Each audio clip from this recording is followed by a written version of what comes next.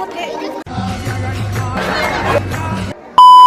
Hello guys, তো সবাইকে জানাই শুভ রথযাত্রা। তো সবাই কেমন আছো?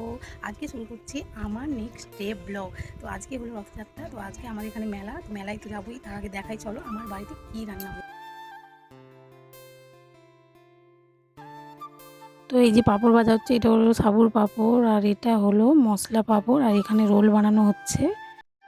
তো বন্ধুরা এখন রেডি হয়ে গেছি আমি, এই যে আমার লুক, আর এখন যাবো রথের মেলায়। তোমাকে সব মেলার সব কিছু দেখাবো।